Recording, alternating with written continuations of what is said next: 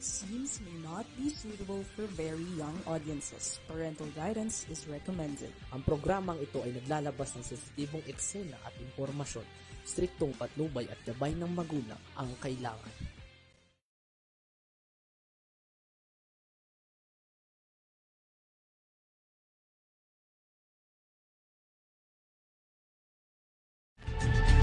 Okay, isang magandang tanghali po sa atin lahat. Ito na naman po tayo sa ating balitang halian. At tingnan natin ang kakalsadahan natin sa araw ng Martes.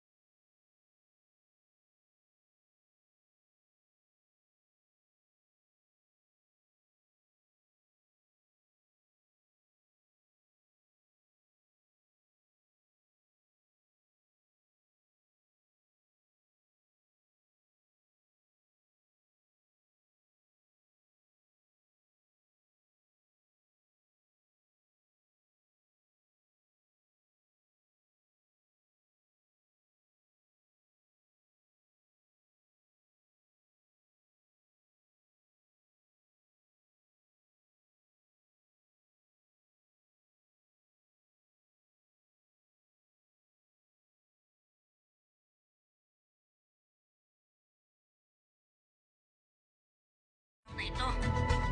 Yan. Okay, at siyempre, nandito pa rin po tayo sa ating Philippine Online Broadcasters Association. Sa ulo ng ating mga balita, Pangulong Marcos, pasukan tuwing Hunyo, ibabalik na. 2025 election cyber attack posible, ayon sa NICA. Bigas, good news to ha. Bigas na mas mababa sa 30 pesos per kilo, posible na sa Hulyo. PNP, NBI pinakikilos, Kibuloy hanapin, arestuhin. Gunman sa Percy Lapid Slay, 6 na taong kulong. 4 na rider patay sa aksidente sa Manila, Quezon City. Manibela nagprotesta muli versus PUBMP. Pulis di rumisponde sa pinatay na pulis captain Sinibak. Sa kabuuan ng ating mga balita, nagbigay ng go signal si Pangulong Ferdinand Marcos Jr. para ibalik ang pasukan sa lumang school calendar year sa Hunyo. Sa isang ambush interview sa Pangulo sa Pasay City, sinabi niya na siya mismo ang humingi kay Vice President at Department of Education Secretary Sara Duterte na konkretong plano tungkol sa pagbabalik ng pasukan sa Hunyo dahil na rin sa sobrang init dulot ng El Nino. Iginit pa ni Pangulong Marcos na kailangan itong ilipat at wala siyang nakikitang pagtutol kahit na kanino, kaya't hindi na kailangang maghintay pa. Sinabi pa ng Pangulo, well, of course, hiningi ko yan sa DepEd and I asked Inday Sara to give me already a concrete plan because mukha namang hindi na naman tayo kailangan maghintay pa. At mukha namang kailangan na, and I don't see any objection really from anyone.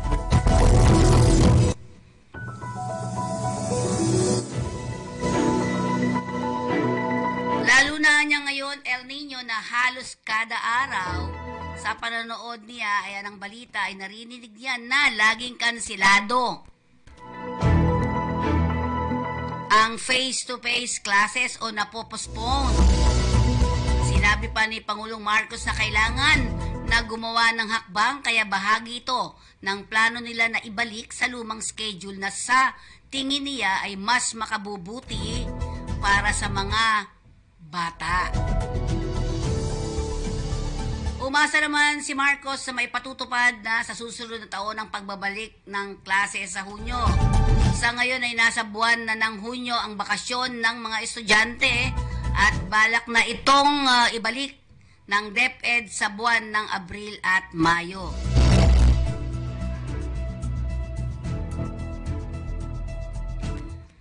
Samantala, hindi sinasantabi ng National Intelligence Coordinating Agency o NICA ang posibilidad ng cyber attack sa nalalapit na 2025 midterm election. Sa pahayag ni NICA Director General Ricardo De Leon sa Bagong Pilipinas Media Engagement and Workshop na Philippine Merchant Marine Academy sa San Narciso, Zambales nitong Biyernes, sinabi ni De Leon na kumikilos na ang pamahalaan para kontrahin ang mga posibleng cyber threat. Aniya, kabilang ito sa mga security issues sa kanilang ginagawang threat assessment sa administrasyon ni Pangulong Ferdinand Marcos Jr. Maaari ring umanong itong makaapekto sa pagkakaroon ng mapayapa at maayos na eleksyon. Samantala, babala ng mga otoridad, isa rin banta ang paggamit ng artificial intelligence na maaaring lumikha ng pagkakahati-hati ng mamamayan at magdulot ng kaguluhan sa halalan. Manggagaling umano ang foreign adversaries ang banta ng cyber attack sa bansa habang papalapit ang eleksyon. Sa ngayon, pinag-aaralan ng aniya ng NICA at Commission on Election ang eleksyon sa Taiwan at ang paparating na halalan sa Estados Unidos dahil maaaring magkaroon ito ng implikasyon sa political issue ng ating bansa.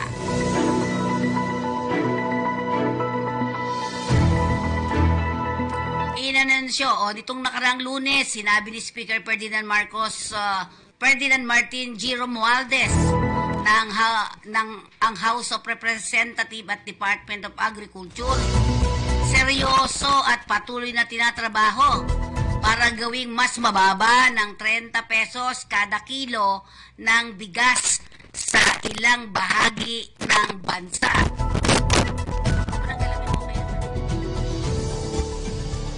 At ito ay magsisimula sa Hulyo.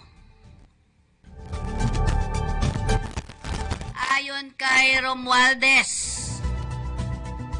we are confident that it is possible to offer rice below 30 pesos per kilo as early as July this year. The Department of Agriculture is currently identifying the areas where affordable, well-milled rice will be made available to the public. Yan ay ayon kay Speaker Romualdez. Although we cannot yet achieve this throughout the entire country, we can start in selected areas identified by Department of Agriculture. We hope that this initiative will soon reach all parts of the country, especially after amendment of the rice tariffication law. Ito ang dagdag ng pinuno ng Kongreso. Samantala, inanounsya naman ni Speaker Romualdez matapos ang halos isang oras na pakipagpulong sa kanyang tanggapan kay DA Secretary Francisco Tio Laurel, mga opisyal ng National Irrigation Administration o NIA at iba pang ahensya na konektado sa DA. Naganap ang pulong matapos dumalo ang mga naturang opisyal ng congressional hearing para sa planong amyendahan ang rice tariffication law. Sinabi ni Romualdez na ang presyo ng bigas na mas mababa sa 30 per kilo ay napagkasunduan sa naturang pulong matapos makitaan ng butas ang implementasyon ng rice tariffication law. Sa panig naman sinabi ni Secretary Tio Laurel na bagamat may mga pagbabawal sa mga naturang batas, magbebenta ang murang bigas ang NFA sa publiko. Maaari naman itong padaanin sa pamamagitan ng kadiwa centers sa bansa.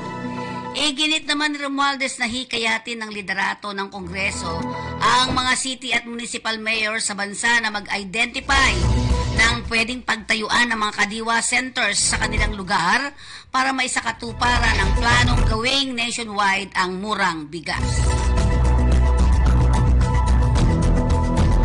Hindi naman dapat magpatumpik-tumpik ang mga operatiba ng Philippine National Police ang National Bureau of Investigation o NBI at PNP para hanapin at ipatupad ang warrant of arrest laban kay Kingdom of Jesus Christ Pastor Apollo Kibuloy. Sa press briefing, hindi na itago ni House Deputy Speaker at Quezon City 2nd District Representative David Suarez ang pagkadismaya dahil mahigit isang buwan nang simula mag-issue ng warrant of arrest ang korte sa kasong human trafficking, child at sexual abuse at hindi pa rin mahuli-huli ng mga otoridad si Kibuloy. Nitong April 6, nagpalabas ng warrant of arrest si Pasig Regional Trial Court Branch 159 Judge Reynelda Estacio Montesa laban kay Kibuloy. Bukod dito, March 19 ay inisyuhan din ng arrest order ng Senado si Kibuloy kaugnay ng sex crime na kinasasangkutan ng pastor. Una namang sinabi ng dating Pangulong Rodrigo Duterte si Kibuloy ay nasa Davao lang. Sinabi ni Kibuloy ay nasa 8 hectares mountain Tamayong Prayer Mountain na pag-aari nito sa lungsod ng Davao. Ayon pa kay Suarez, nagtataka sila kung bakit sa kabila ng warrant of arrest na inisyu kay Kibuloy ay magpanghanggang sa ngayon ay hindi pa rin ito matagpuan at maaresto ng mga otoridad. Inihayag ni Suarez na ang pagmamatigas ni Kibuloy na lumantad ay nagpapakita lamang ng wala itong respeto sa mga institusyon ng pamahalaan at maging sa batas. Muling nanawagan si Suarez sa mga law enforcement agency na iimplementa na ang warrant of arrest, hanapin at arestuhin si Kibuloy upang gumulong na ang proseso ng batas laban sa kanya. Sa huli naman ay hanggang 16 na taong pagkakabilanggo ang self-confessed gunman na si Joel Escorial sa pagpatay sa broadcaster na si Percy Lapid.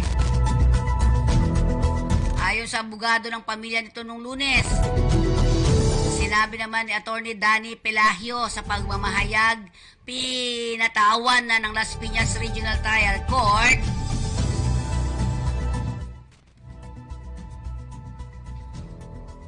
ng 251 o 254 ng 8 taon at 8 buwan hanggang 16 na taon ng pagkakakulong ni Escorial. Hindi naman downgrade para sa murder to homicide pero nag-plea bargain as compliance si Annie Pelahio. Noong August 2023, hiniling ni Escorial sa korte na payagan siyang pumasok sa plea bargaining sa mas mababang pagkakasala ng homicide sa halip na murder. Sinabi ni Pelahio na wala pang nailabas na written order ang hatol, subalit naniniwala siya na di na magbabago pa ito. Nag-set ng kondisyon ang prosecution na tinanggapan ni Escorial. Nag-pose pa rin ang clarificatory at confirmatory question si judge na nasa official transcript ng mga yon ng court. Ang paliwanag naman ni Pelahio. Sinabi naman ni Roy Mabasa, kapatid ni Percy, na hindi sila titigil hanggat hindi pa nakukulong ang mga mastermind o utak sa krimen. Nakatakda naman ang susunod na pagdinig sa Hunyo, ika-24. Ang pagpaslang kay Percy ay naganap noong October 3 taong 2022 sa lungsod ng Las Piñas.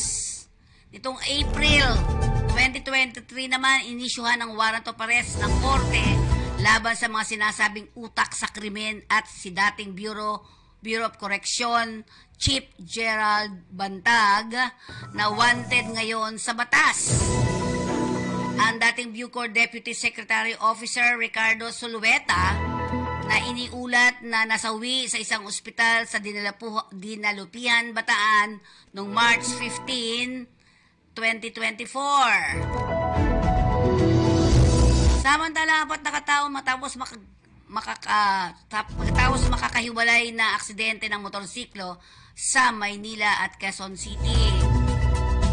Dead on the spot ang driver ng motorsiklo na nakilalang si Richard Rivera habang inaalam pa ang pagkakakilanlan ng kanyang angkas.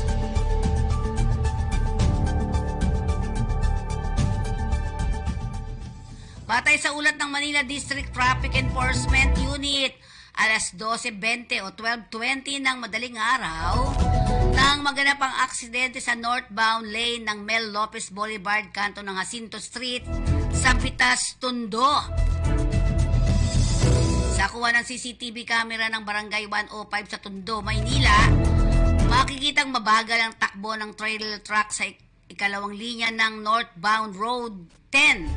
Maya-maya ay saglit na tumigil ang truck sa inner lane ng kalsada malapit sa Jacinto Street dahil sa mga tumatawid na pedestrian. Nang dahan-dahan ng umusad paabante ang truck, biglang sumulpot ang Yamaha Sniper na sinasakyan ng mga biktima at sumalpok sa likuran ng bahagi ng truck na ikinasawi ng magkaangkas na biktima. Dead on arrival naman sa ospital si Gilbert Amante Dulantes, 43 years old, at Eduardo Delgado, 50 years old, matapos maaksidente habang sakay ng kani-kanilang motor sa magkahiwalay na lugar sa Quezon City. Sa ulat naman ng PEMS Norland Margarlio ng District Traffic Enforcement Unit Traffic Section Sector 3, nangyari naman ang aksidente kay Adolantes dakong 1:30 ng madaling araw kahapon sa Katipunan na Avenue southbound, Barangay UP Campus, sakay ng biktima ng Honda. At tinatak nito ang Katipunan Avenue. So, ibig sabihin sabay-sabay 4 rider, no?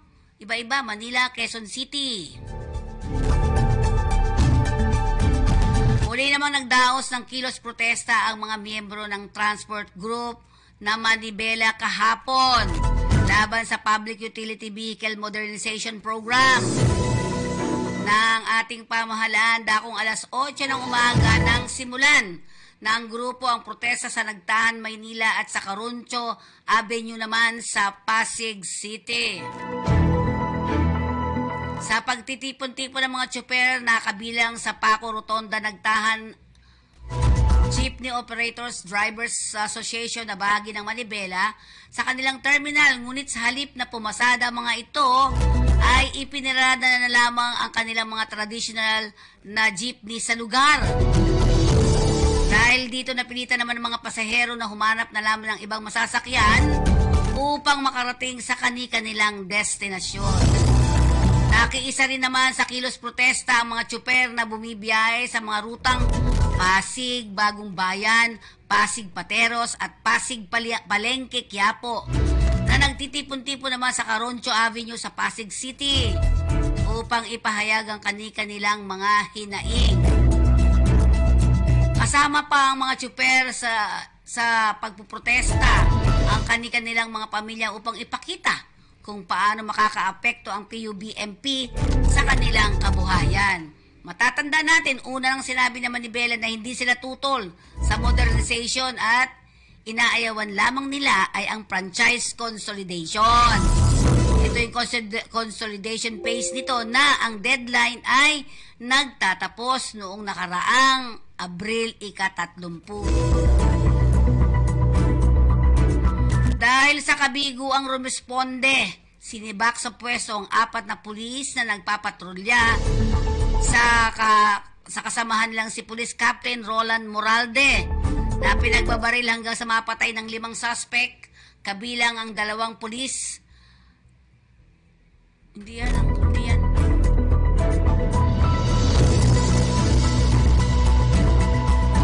Itong nakaraang May 2 sa Parang Maguindanao. Ayon kay Philippine National Police Public Information Office Chief Police Colonel Jean Pajardo, tinututukan ngayon ng Internal Affairs Service ang PROBAR ang hindi pagresponde ng 4 na pulis matapos mapatay si Moralde dahil sa sintang lalaki na nakitaan nito ng baril sa palengke. Nasambahan naman ng kasong murder ang 5 suspect kabilang 2 pulis na pawang kamag-anak ni Mohiden Ramalan Untal, napatay ni Captain Moralde sa kanilang engkwentro. Bukod sa kasong kriminal, gumugulong na rin sa Regional Internal Affairs Service ang kasong administratibo laban sa 2 pulis na may parehong ranggong Police Master Sergeant. Yan ang ating mga balita sa araw na ito. Tayo muna ay magpaalala mula sa ating himpilan. Naghahanap ng masarap na pagkain.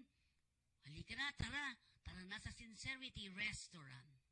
Ito'y matatagpuan sa 519 Quintin Paredes Street, Binondo, Manila. Meron din sila sa 238 Banawi Center, Banawi Street, Barangay Manresa, Quezon City. At kung kayo magawi sa ground floor ng Lucky Chinatown Mall, Binondo, Manila. Meron din sila sa Unit 2, 285 P. Guevara Street, Corner Hardboard Street, Little Baguio, San Juan. Meron din sila sa Robinson's Magnolia. Para sa maluwag, malaki, punta tayo sa SM Mega Mall. For your catering and deliveries, please call 8241-9990 and 8241-9972. Is it yummy? Yes. Here, sincerity. Ito.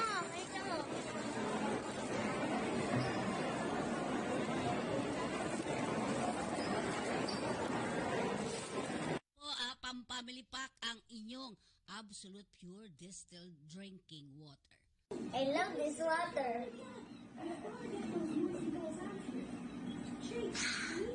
Thirst quenching. Ayan ang ating absolute pure distilled drinking water. May pang pamilya na, may pang sports pa at pang personal.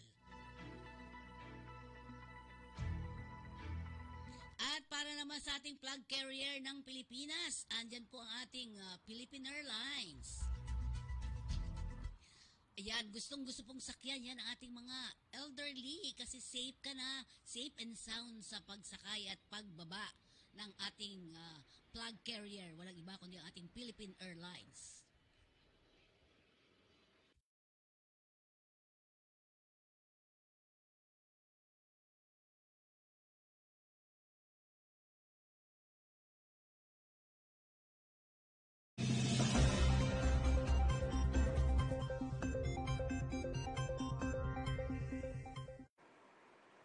Isang magandang umaga po sa ating lahat. Narito na po ang weather update ngayong araw ng Tuesday, May 7, 2024.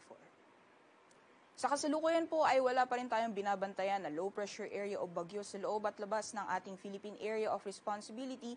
Ngunit kung makikita po natin dito sa satellite image, meron po tayong mga cloud clusters na nasa labas po ng PAR. Although sa ngayon po, itong mga cloud clusters na to ay hindi makakaapekto sa anumang bahagi ng ating bansa ngayong araw at magpapatuloy pa rin po yung epekto ng easterlies or yung mainit na hangin na nanggagaling sa dagat Pasipiko. Kaya asahan pa rin po natin yung mainit at maalinsahang panahon ngayong araw at may mga chance din ng mga panandali ang buhos ng ulan. Although this coming weekend may posibilidad po na may papasok na weather disturbance sa loob ng ating Philippine Area of Responsibility at posibleng makaapekto sa ilang bahagi ng Mindanao area. Kaya continuous pa rin po yung monitoring natin at mag-antabay lamang sa updates na ilalabas ng Pag-asa sa mga susunod na araw. Dapat po tayo sa magiging lagay ng panahon ngayong araw. Dito sa Luzon ay magpapatuloy pa rin yung mainit at maalinsangang panahon. May mga tsansa naman na mga panandali ang boost ng ulan, usually sa hapon po yan o sa gabi. Asahan din po natin magpapatuloy pa rin yung matataas na mga maximum temperatures, lalong-lalo na dito sa Tuguegarao na posibleng umabot ng 39 degrees Celsius maximum temperatures at 36 degrees Celsius naman para sa Metro Manila. Agwat naman ang temperatura para sa Lawag, maglalaro mula 26 to 34 degrees Celsius, 18 to 27 para sa Baguio City. Sa Tagaytay naman ay maglalaro mula 24 to 32 degrees Celsius at 25 to 33 degrees Celsius naman para sa Legazpi City. Ngayong araw sa nalalabing bahagi ng ating bansa, gayon din makakaranas pa rin po tayo ng generally fair weather conditions or bahagyang maulap hanggang sa maulap na kalangitan na may mga tsansa na mga panandali ang boost ng ulan lalong-lalo na sa hapon o sa gabi. Temperature forecast naman ngayong araw, mataas pa rin yung maximum temperatures na mararanasan sa Kalayaan Islands na aabot ng 35 degrees Celsius. Samantalang 34 degrees Celsius maximum temperatures naman ang posibleng maranasan ngayong araw para sa Puerto Princesa at Iloilo. 33 degrees Celsius maximum temperatures naman posibleng maranasan sa Cebu, Tacloban, Patanaran sa Cagayan de Ora at 34 degrees Celsius para naman sa Zamboanga at Davao City. Sa ngayon po sa kalagayan ng ating karagatan, wala pa rin po tayong gale warning na nakataas sa anumang baybayin ng ating bansa. Asahan pa rin po natin yung banayad hanggang sa katamtaman ng mga pag-alon sa ating mga karagatan. Kaya malaya pa rin po mga kapalaot yung ating mga kababayan na may mga maliit na sakyang pandagat. At sa magiging lagay naman po ng panahon sa malaking bahagi po ng ating bansa hanggang sa darating na Biyernes ay asahan pa rin po natin magpapatuloy yung mainit na panahon lalong-lalo na dito sa Luzon area. May mga tsansa lamang po ng mga panandali ang buhos ng ulan dulot ng mga localized thunderstorms. Agwat naman temperatura para sa Metro Manila hanggang sa darating na Biyernes maglalaro mula 25 hanggang 35 degrees Celsius, 17 to 27 para sa Baguio City at 26 to 33 degrees Celsius naman para sa Legazpi City. Gayon din ang magiging lagay ng panahon dito sa mga piling syudad sa Visayas. So patuloy pa rin po yung mainit at malinsamang panahon. May mga tsansa pa rin ng mga panandali ang buhos ng ulan. For Metro Cebu temperatures, hanggang sa darating na Biyernes, maglalaro mula 27 to 33 degrees Celsius, 27 to 34 naman para sa Iloilo, at 26 to 33 degrees Celsius naman para sa Tacloban. Sa Mindanao area, asahan pa rin po natin magpapatuloy yung generally fair weather conditions hanggang sa darating na Biyernes, although mas mataas lamang yung mga tsansa ng mga isolated o mga localized thunderstorms. For Metro Davao temperatures, hanggang sa darating na Biyernes, asahan po natin maglalaro mula 25 to 34 degrees Celsius, 25 to 33 naman para sa Cagayan de Oro, at 24 to 34 degrees Celsius para naman sa Zamboanga. Kaya patuloy po yung paalala natin sa ating mga kabayan dahil patuloy pa rin pong mararanasan yung mainit at malinsamang panahon sa malaking bahagi ng ating bansa. Manatili po tayong hydrated at magbaon po tayo ng payong. Ngayong umaga, si Haring Araw ay sisikat ng 5:31 a.m. at lulubog mamayang 6:14 p.m. Para sa karagdagang impormasyon, bisitahin lamang po ang aming social media accounts at ang aming website pag-asa.ust.gov.ph. At yan lamang po ang latest mula dito sa Pag-asa Weather Forecasting Center. Ako po si Rhea Torres. Magandang umaga po sa ating lahat.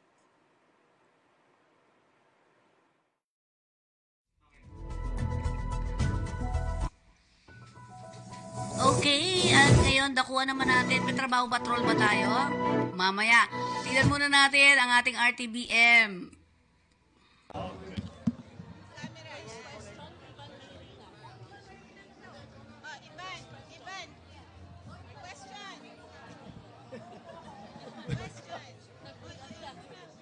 Mr. President, good morning. Good morning.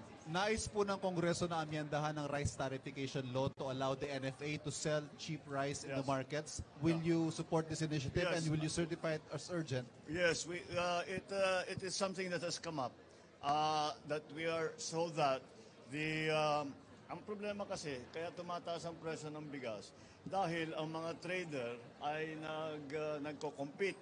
Pataasan sila ng presyuhan sa pagbili ng palay at wala tayong control doon. Kung magkaroon ng mga amendments sa NFA at sa rice tarification, sa NFA charter at saka sa rice tarification law, magagawa natin, makokontrol natin meron tayong influence dun sa presyuhan, sa pagbili ng palay, at sa pagbenta ng bigas. So that's what we are going to do.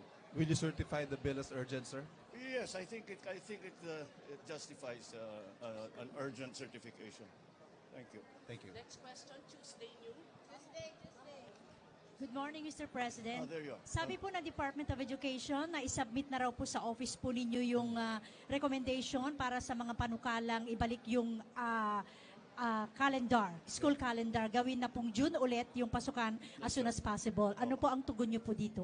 Well, of course, hiningi ko yan sa DepEd, and I asked Inday Sara to give me already a concrete plan because mukha naman, hindi na tayo kailangan mag-antay pa. At mukha naman kailangan na. At I don't see any objections really from anyone.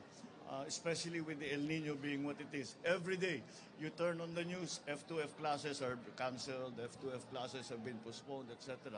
So talagang kailangan na. So yes, that's part of the plan that we are trying to do to bring it back already to the old schedule. Yeah, I think it will be better for the kids. Will this be implemented by next year na, sir? Hopefully by next year, yes, by next year, matatapos na. Last question, Maricel Halili. Hi sir, magandang umaga. Good morning. Sir, may mga panukala po na lagyan na ng water cannon yung mga vessel natin na pumapalaot. Will you give the go signal on that, sir? No,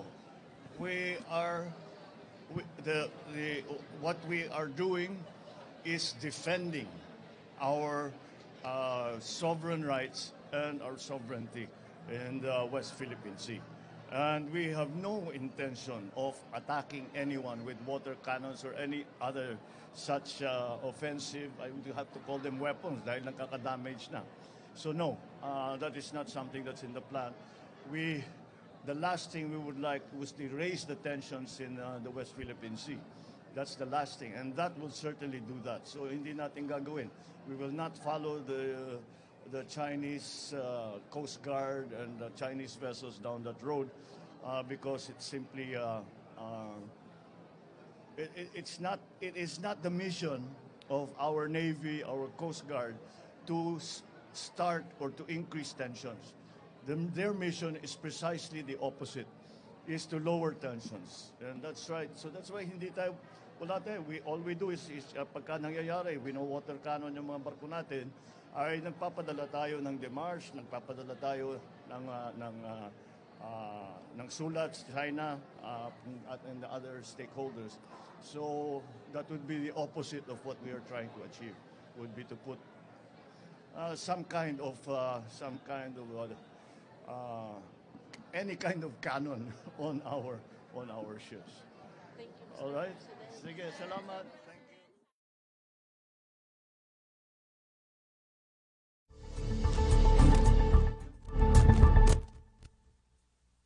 Ito, bigas na mas mababa sa 30 pesos. Na ano na ako dahil sa 30 pesos meron, di ba? 30 pesos sa kilo posible sa Hulyo na, ayon kay Romualdez, di ba? So maganda yan para sa ating mga balita ngayong panahon na medyo mahirap talaga ang buhay, di ba? Yan. Okay. Tingnan naman natin ngayon ang ating mga trabaho. Trabaho. Work in Taiwan. 200 factory workers po kailangan ng iQuest. Yan. Ang company is King Yuan Electronics Corporation. Ayan. At sabi ng classification po, nandyan. Ang scan QR code mo, yan. Ang iQuest. Yan. Ang iQuest ay matatagpuan sa 1679A Mabini Corner, Malbar Street, Malate, Manila. Yan po, apply ninyo, scan QR code, yung EQ. Yan po kayo mag-a-apply sa loob niyan. Pag na-scan nyo na, pwede na kayo dyan. Okay, yan. Interview date, May 29 and 30.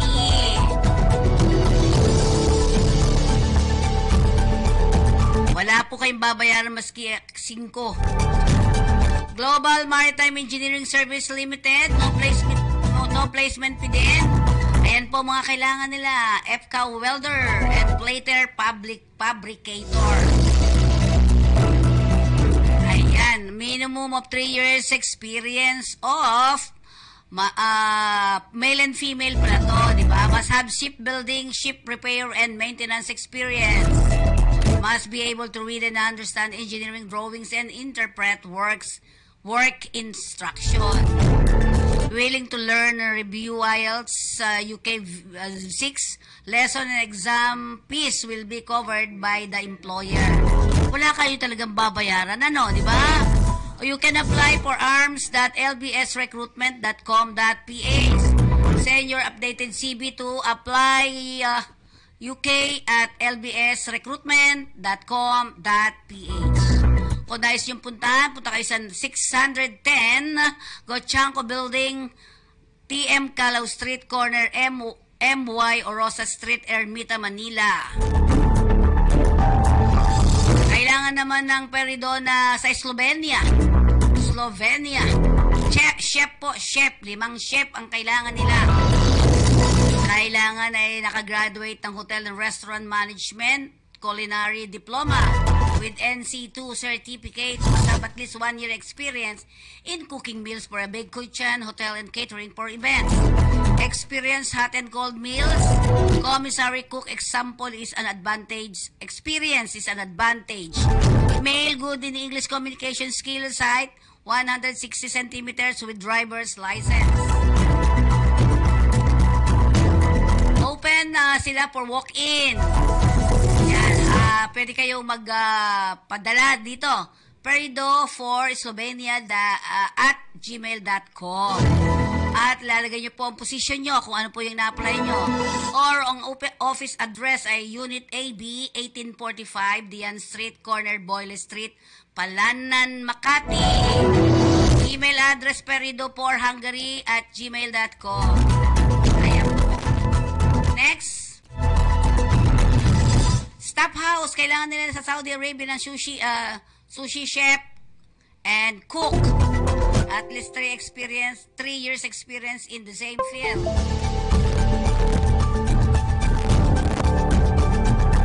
Next. Ayan naman sa CF Sharp Crew Management Incorporated. Job hiring passenger vessel sanitation officer. Okay, yan ang kabuuan. Okay, please send your CV to recruithire@cfsharp.com. Yan po ang kabuuan ng ating balitang halian dito sa ating Kakampi Online.